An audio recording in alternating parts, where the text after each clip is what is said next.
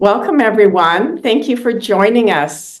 Let's get started. I'm very excited to have this conversation. I think everybody joining knows, but let me introduce Dr. Val Brown. He is the co-creator of the Neuroptimal system and just a brilliant mind. And I learn so much whenever I speak with you. So thank you for taking the time to talk about how do we get the best results from our neurofeedback, and specifically talking about, what is the mindset that supports what we're trying to accomplish through our training. And so anyway, okay, that's enough of an intro. And of course, everybody who's joining, thank you. Hopefully we'll have a little time at the end if anybody has any specific questions that comes out of our conversation. Right. But I wanted to I'll just say I'm Natalie Baker. I've been a Neurooptimal trainer for, I think, close to 15 years. And I also work as a psychotherapist, so I have that background. And really what inspired this conversation for me is the observation I've had over the years and it's often a question people ask, of course, which is, how do I get the most benefit from my neurofeedback? How should I approach it? And more specifically, people will ask me, well, who are the people who benefit the most from neurofeedback? And when I've thought about, the answer to that question, really consistently, what I've seen in people over the years is that the people who come into sessions with the attitude that they're ready for change. And it might be that they're ready for specific changes, like I'm ready to not be as anxious. I'm ready to enjoy my life and give up my depression. So that mindset of readiness for change, I realized, wow, that's a really big support in my observation of when people really see the benefits and how quickly. So with that introduction, Val, I would love for you to talk about, just how, what do you think are the best kind of conditions for people to receive the benefit? And then maybe in a minute, we can just, for those who aren't totally familiar with how the system works, we could talk a little more about that. Sure. I think the foundation is the recognition that everything changes. And that's another way of kind of saying what you're saying. My experience over the years has been that people come in frequently and they make sure to bring their problem or their disorder in with them as if it's pinned to the arm of their jacket. It's like, no, here I am. I'm whatever I am. And I've gone to a whole bunch of other therapists and practitioners and, this, that, and the other. And it's still right there all the time. It never goes away. Nothing changes. And that's such a fascinating view because from my perspective, everything is always changing. If you don't believe that, go ask Cher. You got to do a lot of stuff to pretend that things don't change. Now, principles can stay the same, of course, but actual levels of production or actual experiences may be similar in some ways, but they're never exactly the same. And why would you really want them to be? So if you come in with the lens that nothing ever changes for me, or change is hard work, or I've suffered this long, why would it change now? Or there are all kinds of variants of it, but they come down to the belief, the existential stance that nothing really changes, things stay the same.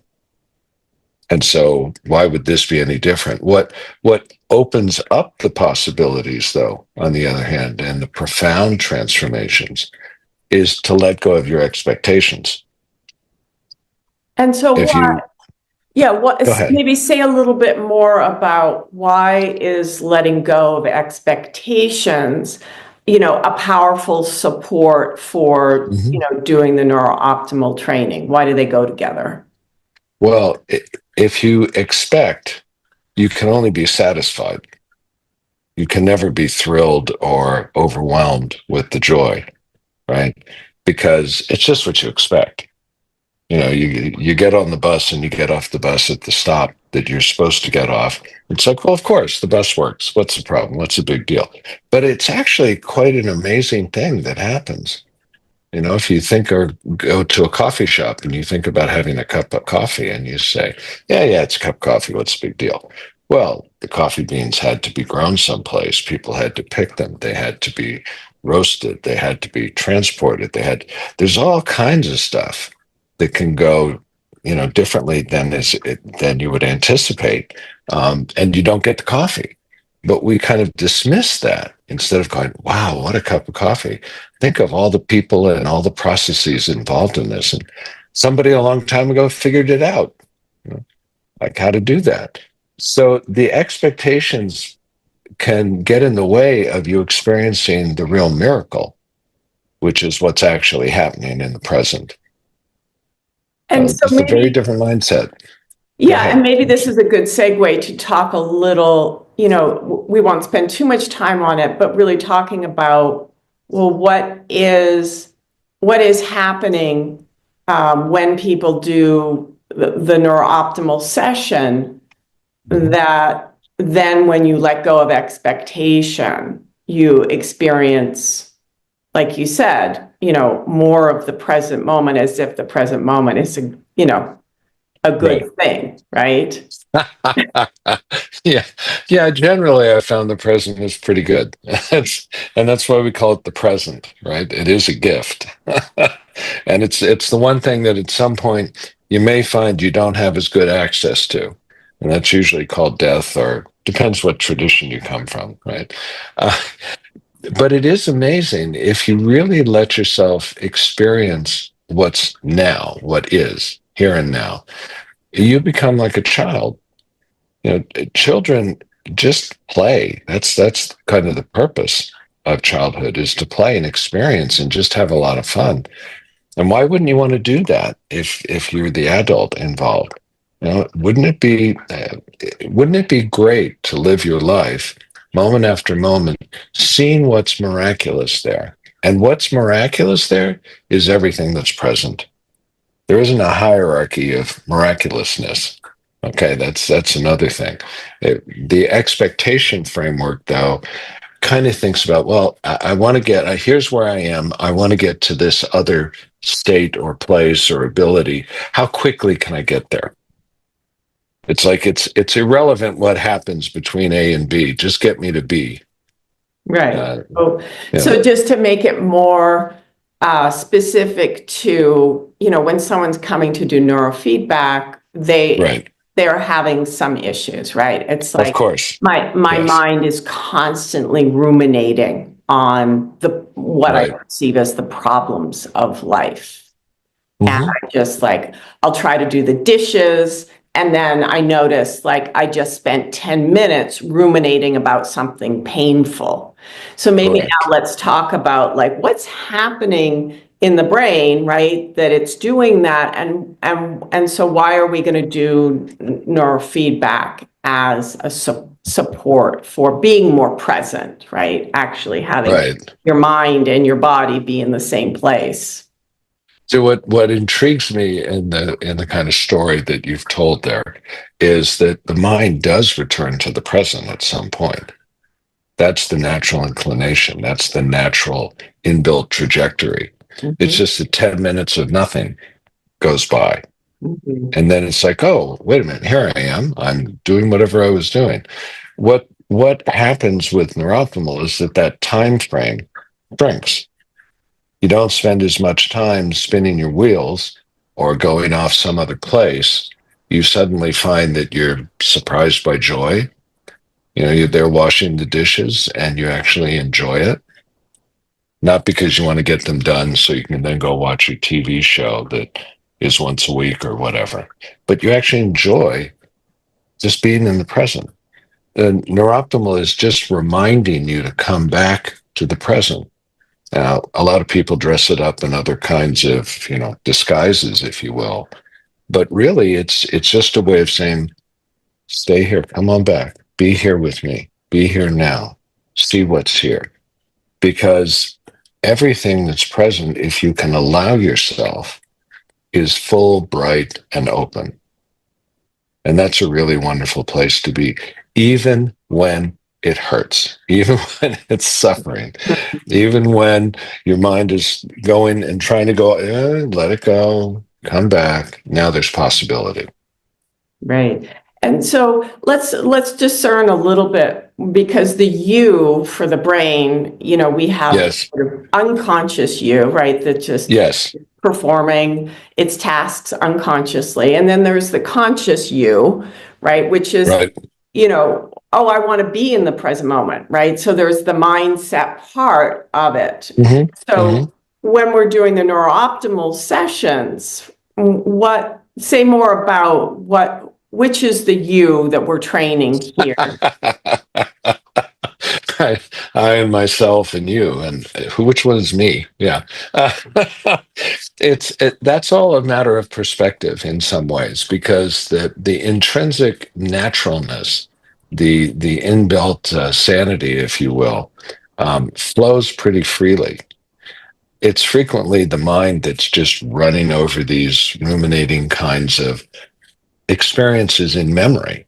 And the purpose of that part of the mind, or that part of the brain, if you want to think of it that way, that function, is to keep you safe. Mm-hmm. And keeping you safe basically means do what's always worked, because it worked. And I'm very intrigued when people come down to that. It's like the old parable of Nasruddin and the wise fool who's moving these huge boulders around his yard. And people come by and go, Nasruddin, what's the story? What are you doing with the boulders? He said, well, it's a well-known tradition that if you move these large boulders around your yard, you'll never be bothered by elephants. And he goes, well, yeah, but there are no elephants around here. And Nasruddin says, see how well it's working? We don't think of it in those terms because it's something that seems to happen to us. I'm suddenly fallen back into the pit of the rumination or the sadness or the anger or the hurt or whatever. It's getting replayed. It's an active process. It takes energy. And the brain is very well organized to decrease its experienced discomfort. It's also very well organized to perceive difference if it's not overwhelmed by a flood of emotion or a flood of psychophysiologic agents like a lot of cortisol or adrenaline or whatever. So the the neuroptimal process just calls back present awareness, just calls back the unconscious part, because the unconsciousness is working much more rapidly than the conscious process. The good research shows that before you believe you've chosen something, you already chose it about, half a second anyways ago. So you can find yourself doing what you've chosen without thinking about it. And that's a plus and a minus, right? It's not like the mind, the conscious mind is a bad thing. It's just it's very useful in some ways, but it gets in the way in a lot of other ways. You watch a child learn to ride a bike or a skateboard, they have a very different experience than adults. Adults try to figure it out with their mind and then end up, on the ground with skin knees and all of that. The kids just have fun. They Right. just play that, and they learn it. They don't think it and try to figure it out. So that's really what's happening in Neuroptimal is just the play of that unconscious awareness, if you will, and noticing that I can interrupt myself as I fall into the black holes or the deep pits that I used to ruminate, um, overwhelmed with sadness or anger. And we keep playing over the bad memories of the past, the good, effective memories of the bad experiences. Hence, they're bad. They're not useful. Oh, something terrible could happen. Yeah, it could, or something wonderful could. And it's interesting bringing up the topic of children, because my observation is that, and I'll use my analogy and you can tweak it. Sure. Okay. That as the re-regulation process happens in kids who are doing neurooptimal, and whether or not they're told what it is seems to be irrelevant, but that they tend to just kind of go with however their brain re-regulates. That sort of becomes the story of me, as Yes. opposed to what I observe with adults. And it's what you were just saying, right? We just so want to approach things from our minds and our story of me. Like, I'm an anxious person. I'm Yes. not, things don't work out for me, whatever it is. And then that mind then creates this battle with what the unconscious brain wants to do when it has this opportunity to see the present and re-regulate. Whereas kids just kind of like, their minds just go with where their brains want to go when they re-regulate. That's right. Yeah, it's a to use the phrase, it's a go with the flow kind of thing. It's not that there's anything wrong with thinking things out or coming up with a plan, but as Patton, the U.S. General during World War II, was often quoted saying, any really good battle plan lasts about 5 minutes. As soon as you have contact with the enemy, things totally change. So, it's fine to plan for the future. Just realize that the future isn't dependent on your plan. You have to be able to dance with what comes up, and to know when it's time to not dance, right? Because something else is more important or more useful or more loving, more connecting. It's difficult because particularly in Western culture, I think there's such an orientation on conscious determination and planning and putting a big effort into something. Kids just dive in until they're taught not to. They just have fun, and it's fascinating to watch that and to actually realize that you're not that different inside. Inside, you're still that same little kid who used to do all those fun things. You just kind of, put those pair of shoes up on the wall, and you no longer play in those anymore. And that's the thing, to let go of that, in the Buddhist phrase, the gaining mind, like you're trying to get something out, and so you try to get that thing as quick and miraculous directly as you can, right? It's like, how can I get more? If I meditate 10 hours a day, like, how soon will it be before I get enlightened? Well, that's probably going about 20 years. And okay, but what about if I go 20 hours a day and oh no, then it's going to be 40. The harder you try, the longer it's going to take. So I did a little research on, what is the research showing on mindset, and specifically, Okay. in studies, right? They always want to, what they say, control for placebo, right? Oh, But yes. placebo, right? Placebo is your mind and the power of your mind. And of course, if you want to measure the efficacy of a drug, you want to be able to see, well, what is the drug actually doing versus what someone's mind is doing. But I was really shocked by this. They found that I'll read them all, and then we can sort of talk about kind of, because what this is pointing to is the positives, the power of your mindset, right? We were talking about kind of how mindset can get in the way. But if we genuinely want the most out of it, right, then we can also think about mindset as being a powerful support. So, so there was an antidepressant trial analysis that showed that 68% of the observed drug response was due to placebo. Placebo. That's right. 68%. That's huge. Yes. let's see, another one, a meta-analysis of 26,000 participants on depression found that the placebo response rate was around 35 to 40. Okay, so not quite as Right. profound, but still. Another meta-analysis of 16,000 patients found that 54% of the total treatment effect could be attributed to the placebo effect. And then there's other things about, college students. Study found that a growth mindset. So like resiliency, like, oh, challenges just kind of get me closer to my goal. Yes. It reported significantly fewer mental health issues and lower stress levels versus people who had a fixed mindset, right? Which you were talking Right. about, which is like things are just this way.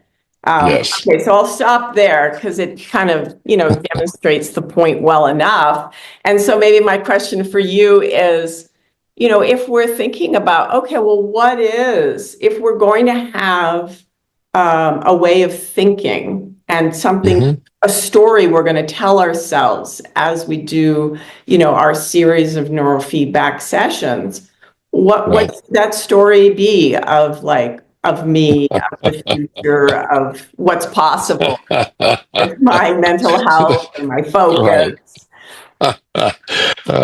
Yeah, the stories can get very interesting. It's true. Uh, I'm always intrigued at how much, and everyone does. I mean, I do this too at times. You might not believe that, but I do. Where I'm the guy who will always find out what can go wrong. If there's some new project, I'll come up with stuff, and other people in the room will be going like, "Why do you think of these things? How do you think of these things?" You know, it's just the way my mind works. I just don't take it too seriously all the time. But uh, the idea that somehow it's not legitimate if the healing practice includes placebo is fascinating to me. I had open heart surgery 35 years ago because I had a benign tumor in my heart that they had to take out. I'll tell you what, if placebo could have resolved that instead of the surgery, sign me up. Mhm. It's like, no, no, no, I won't have the surgery. It's more genuine that way. Uh, but that's part of Descartes' error that we're all caught up in the mind versus the body. Right. Uh-oh, now we got a problem. The stuff in the mind, well, that's just imaginary. What do you mean just imaginary? Einstein had this imaginary experience where he said, I wonder what I would see if I rode on a beam of light. Well, no one ever has, but it sparked a whole revolution in physics. So, like, what's the problem with imagination? What's the problem with utilizing placebo? To ignore what's present, that's a whole different thing. That's another version of the ignorance that can create the suffering. So it's not like, oh, I'm always, bright and rosy. No, sometimes it rains and it really rains hard, and so, but that's okay too. Maybe you want to jump in the water puddles and the mud puddles and have fun that way, like you did when you were a kid, right? It's it's so easy to get snared in some of those limiting stories and limiting beliefs. You know, I know a woman who used to honestly believe that it always rained on her vacation, which I thought was really funny. It's just like, well, how does that happen? Is there like somebody up in the great celestial bureaucracy who goes, oh, yep, there she is. She's on vacation. Cue the rain right where she is. You know, uh, how does this happen? And having the thoughts like somehow, why not enjoy the rain day that's there? I mean, yeah, I get it. You go to the beach, you want to have the beach, you want to this. That gets to expectations again, though. Because it might just be that that's the day you run into someone who becomes your best friend because both of you are there and bummed out about missing the beach. But you have coffee, you get to know each other, you get to see that you really like the same kinds of books and music. That's the fun part of life, the synchronicity.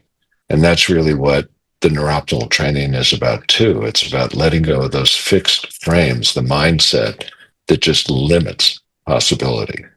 Now, I've always been depressed. I will always be depressed. That's just the way I come from the factory, or I had these terrible traumatizing experiences. I will always be traumatized. That never goes away. Right. Those are tough to deal with because frequently the life of those individuals who really feel that and believe that has been an awful lot of suffering. Mm-hmm. That's just the way it is too. But that doesn't mean that there isn't that ability and that power and that capability that's intrinsic if you can just come back to present. Just let yourself step back, especially when you're upset or you're scared or you're angry or you're hurt. Just take a moment. Mm-hmm. Just stop, literally. And that's basically what Neuroptimal is doing. It's just saying, hey, come back.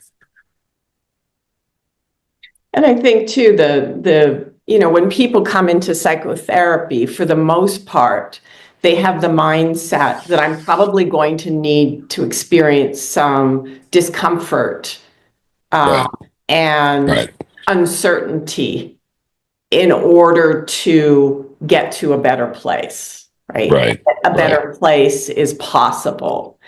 And it's interesting that one of my observations of people when they do the neurofeedback is they have much more the mindset that you would with a pill, right? So I have a tension Mm-hmm. headache. My expectation is I take that pill 30 minutes from now, my tension headache's gone away, Gonna be right? So gone. much more of a Right, linear, like I'm going to go from feeling bad to feeling good. It's predictable, knowable, right? As opposed to when someone right, comes into psychotherapy and they're like, I know I'm probably going to have moments where I have to re-experience some pain, I have to struggle, so it's much more of a kind of a not always pleasant, non-linear process. right, And right. so, one of the things that I feel like is the education process in terms of shifting that mindset from if it's painful, it's bad, it means it's not working, That's right. That's right? right. Yes. To transformation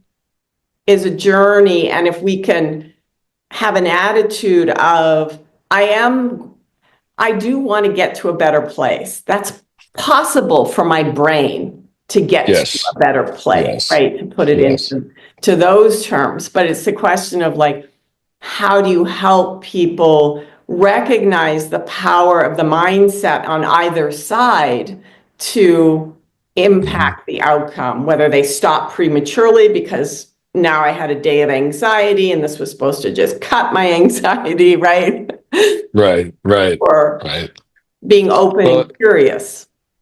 yeah, it kind of correlated with that, or as an accompaniment to that. One of the things that I found for myself when I was dealing with my own pain from the shoulder damages that I've had and the operations and that sort of thing was offering my own experience to others, Mm. having been through that level of pain and discomfort and limitation. And, that the moment of compassion, not to take care of them, not to try to take it away, but just even to be present and be a witness, be a friend, be an associate. Because one of the biggest correlates to almost every addictive behavior is that sense of lived loneliness. And the worst lived loneliness for many is in the middle of the crowd Mhm. because they appear totally invisible. What really matters is invisible. So you soothe as best you can. The mindsets of the openness, but it's even the openness to maybe it's not going to get better. Maybe it is going to be terrible. Can you be open to that? And I'm remembering from a long time ago, a patient that I worked with in a hospital and heavily, very strongly suicidal, multiple high lethality attempts that had just been miraculously averted. outside of his awareness, interventions of other people, that sort of thing. And I remember when we finally terminated, when we were not going to have any contact any longer, I didn't know if he would survive, and he didn't either. And that was one of the most powerful times for us working together. It was just like, I don't know. I just don't know how it's going to turn out. And he said, and the interesting thing about that is up until now, I used to always know how it was going to turn out. Now, that doesn't mean he didn't commit suicide. I have no idea. Doesn't mean he had a wonderful life and it was all just great. Doesn't mean that. But the openness to acknowledging for himself, let alone with someone else, that it's a different life now. There's possibility that wasn't there before or that I'd lost sight of. So you're right. A lot of people come in with the expectation that neurofeedback, neuroptimal in particular, is going to fix things. So whatever their thing is to be fixed, they're anxious, they're angry, their relationships don't work, whatever, it's just going to fix it. And that makes it actually more intriguing for the fixing, the transformation to happen. Because it doesn't happen like turning a screwdriver and putting a screw into the wall. It's much more engaging, much more open, and actually a lot easier than many people imagine. Mm-hmm. It's the same thing going back to childhood, Not that childhood is wonderful always. No, of course, you get frustrated, you get angry, you get disappointed, all that stuff. But if you can keep to that core, the aliveness, what's next? What's the next thing? What? This is cool. I have a little Yorkie puppy that I just recently got. My fiance gave it to me, and it's so much fun being with him because everything is engagement. And it's just, here's this little being, really clever, who gets upset and tired and hungry and thirsty and worn out and is right there all the time and just ecstatic to see you, right? It's like everything else is left by the side. That's how life can be. It really can, moment to moment, no matter how awful it is. And I can say that because I've been through some pretty awful stuff personally in terms of my physical stuff. Mm-hmm. And that reminds me of another thing I wanted to bring up with you regarding mindset is, so one of the things that I've observed, and this is more in my psychotherapy clients who I have a more intimate understanding of what's going on for them, and the neurooptimal, and I know you've used the analogy of neurooptimal training is really helping keeping the car, in its lane and not veering off, right? Right. So there's much more of a sense of being able to function more efficiently, more effectively. And what I've observed in people is that if their mindset is still, it's kind of like, I'll use the analogy of it's like, where are you driving the car? You still have to decide. The car is functioning better, right? But you still have to decide. You have to make the choice. Yeah. Right. Where do you want to get to? And I once worked with a woman who had a very fixed idea about her marriage, which was, it's better for everybody if we stay married. And so what happened was she was doing the neurooptimal and she was calmer, she had more energy, more focus. And so then what she started to do was just drive herself more into this belief of things are only good if the marriage stays together. And then, of course, what happened was there was really unhealthy patterns in her marriage. And dysregulation of the nervous system kept happening over and over again, not because the neurooptimal wasn't doing its job, but because she had this belief about what was best and she was kind of ignoring all of the unhealthy aspects of it. Right. So, Right.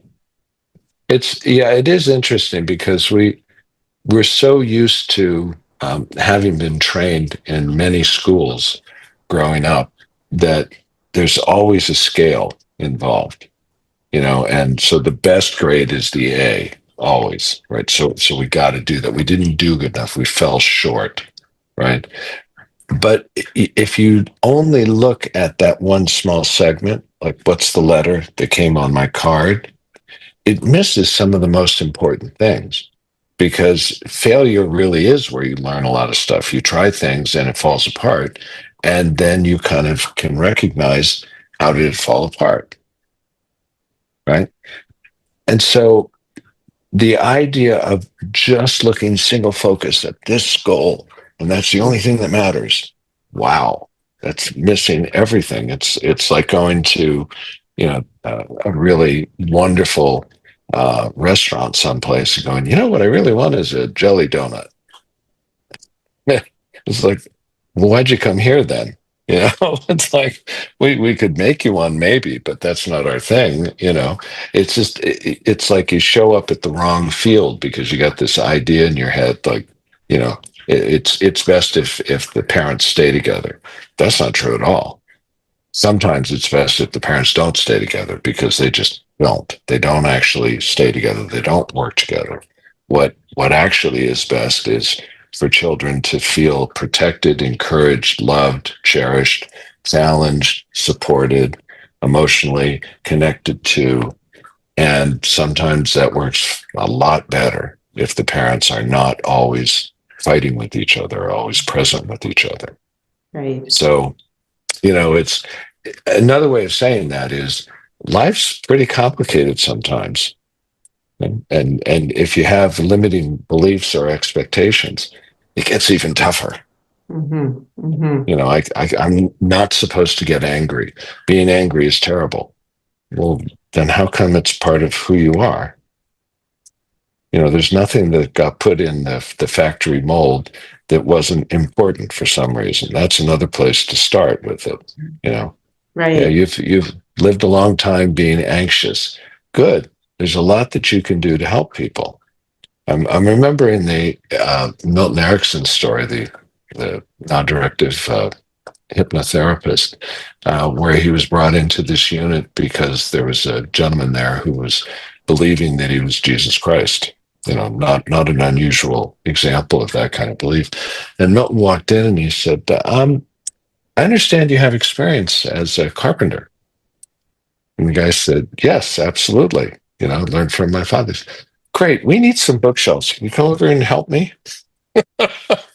You utilize what's there, right? You utilize it instead of like, oh no, I should get rid of it. I should get rid of this guy's belief that he's Jesus.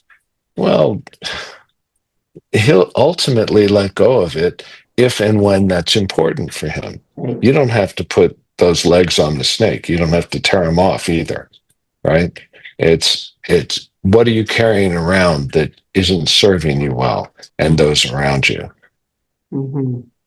So it's how can you allow that flexibility that's intrinsic? How can you allow the resilience too? So you try something, it fails.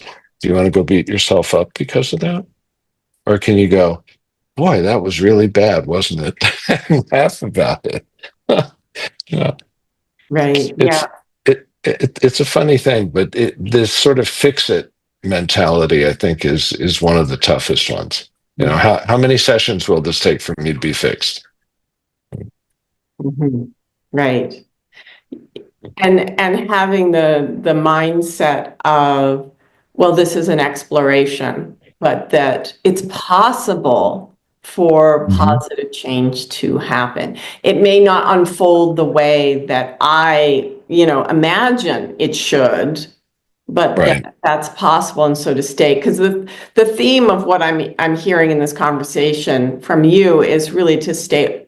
There's to have the attitude of openness, of curiosity, of Yes. valuing awareness of your present moment experience rather than immediately judging it as like, oh, this is a good experience or this is a bad experience. This confirms, I'm workable. Right. This confirms I'm not workable. And so letting Yes. go a little bit of that judging mind that constantly wants to like lay the story on. Definitely. Yeah. I very much enjoyed the book, Everything is Workable. I can't think of the author's name. You probably can pull it up for people who are interested. But I thought that's really an interesting way to put it because it's covering the whole enchilada, if you will, to use that metaphor. It's everything is workable. Not everything is perfect or can be made perfect, or it's that you can work with whatever it is, you can work with it. And that's kind of the antithesis of a lot of the beliefs of, well, I'm so scared I can't do this thing. No, you can. I mean, I don't know anybody who's ever jumped out of an airplane with a parachute on and wasn't scared the first time. I mean, that would be scary to me. As somebody who's done, 20, 30, 40, 50, okay, they're going to have fun. They're not going to be scared, at least not at the beginning. If things go wrong, different experience, right? So, how much can you allow for that? Right? And how present can you be to experience? It's not like you have to go hunt for it. It's all there in front of you if you just get the blinders out of the way. I mean, it's amazing. I'm here sitting in Madrid, Spain right now. That's amazing. It's a wonderful place. It's not that it's the most wonderful place in the world. I don't even know what that would be, except wherever I happen to be. For me, it'd be the most wonderful place. You know, you may enjoy, New York and Manhattan. I'd enjoy it for a couple of days, but that'd be a little bit too much, and I'd be done. You know, but I can be a lot of places because I try to take it as it is instead of trying to make it different. Right? Yes, Yeah. well said. Well, in our last 6 minutes here, I want to open it up and see if anybody I has guess. questions they'd like to ask. You can either put it in the chat window or you can just unmute yourself and ask your question.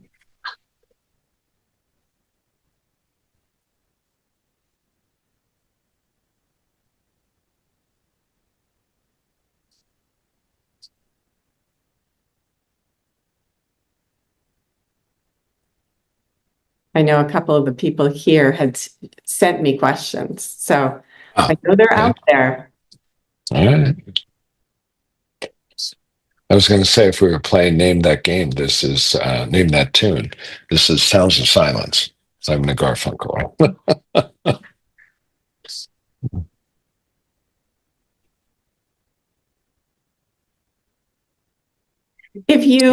I'll ask a question.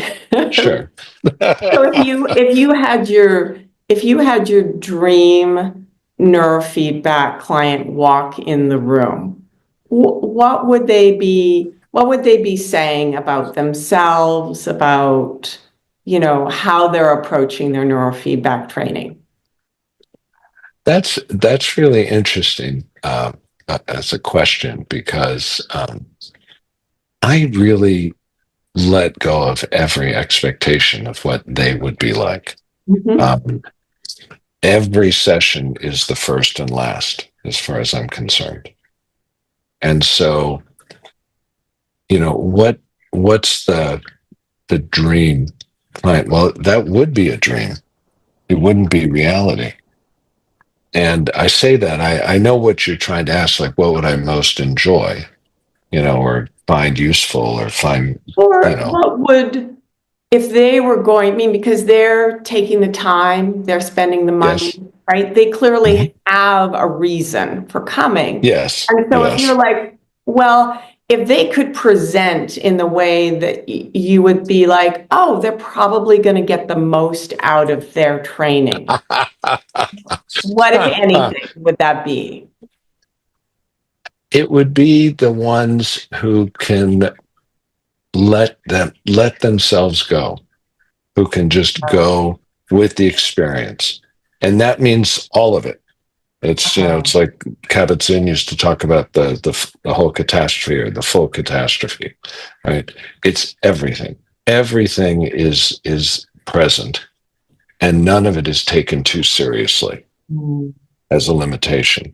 There's the G.K. Chesterton quote that I've always liked, which is, "Angels fly because they take themselves less seriously." Nice. I like that. Okay, we Yeah, have a question here. sure. If the system is bringing folks to the present moment, I am so curious why some folks may perceive the session to increase what was bringing them in, maybe heightened anxiety, panic, however they may define that for themselves. Some folks say, quote, "it gets worse before it gets better." And then I'd say there are a couple things involved in that. One is, most frequently what happens is people live their story as opposed to the reality. And so if the story is about being depressed, there's a storied amount of depression that's going on for them. And what frequently happens with neurooptimal training, when people say, well, it's worse, what that actually means is they're starting to become aware of just how badly they were, deeply they were depressed or anxious or upset or whatever. It's not that somehow it actually does increase it. Why does Neuroptimal do what it does? Because it's based on information. It's the mirror, right? You walk past the mirror and the mirror doesn't go, "Hey, come on, stop, straighten out your hair. It's all messed up." All it does is show you what's there. Depending on you looking at that, you might go, "Oh my God, my hair's terrible. Isn't this horrible? I can't go out like this. I look terrible." Or you just go, "Yeah, well, I'm going out anyways." So the experiencing it more. This is an old insight also from psychotherapeutic practices. You're beginning to be aware of just how depressed you were because you were so used to it, you weren't noticing it anymore deeply. Mhm. And that can be quite excruciating for people because their story, what they live, what they know is, I'm in really bad shape here. This depression thing or anxious thing or whatever it is really messing up my life. Mhm. So I don't know if that helped, but Yeah, that's good. Okay, we have time for one more question. How would you approach the initial conversation with new clients to encourage this open, curious mindset? well, that's a fascinating one because I've had a pretty standard opening that I say at most of the sessions, particularly the very first session. I'll say some version of, what I really want to know is, how will you know what needs to happen for you to know that it would have been helpful to be here today? Because if it's not helpful, why do it? It's a funny way to start things off, but it goes for me to, if it's not in the room, it's just illusion. I don't need to hear the whole history. I see what's happening now. I feel it. I experience it. I hear it. Right. And that breaks up the story so that what's actually there can come out. Because at some point, right, however it occurs, you're going to end the transformational contact or relationship or whatever. Well, why would you expect that that's only going to happen after 20 sessions? That's your limiting belief. Could happen in one. It could. I've seen it happen. Just a thought. Just interesting, so you don't limit yourself and thereby limit them as well. Thank So you. it's interesting. You break up the story. I've even forgotten what the question was because I let those things go, because I take them so seriously. if we start going, oh my goodness, you've suffered from depression or whatever for 20 years. Wow, that's tough. Well, yeah, they already know that story, right? I don't need to say that and then, okay, really, it's bad, isn't it? Well, yeah, you're going to take, I don't know, a couple of years of therapy and maybe it'll be a little better. It's just very interesting to me how our attitudes come into that. Mhm. Anyway. Well, thank you. And thank you, everyone, for joining. I know I got a whole slew of questions that came. And I think probably what we'll do, Val, is I'm taking down everybody's questions, and Great. we can record answers and share them with the group. So the That'd be great. keep going. Yeah. But thank Yeah. you for taking the time to talk to me today, and thank you, everybody who joined us. Well, thanks for inviting me to be here. It's a real Absolutely. honor. So, My pleasure. thank you. Right. All right, everyone, have a great rest of your day and your evening. Yes. Thank you.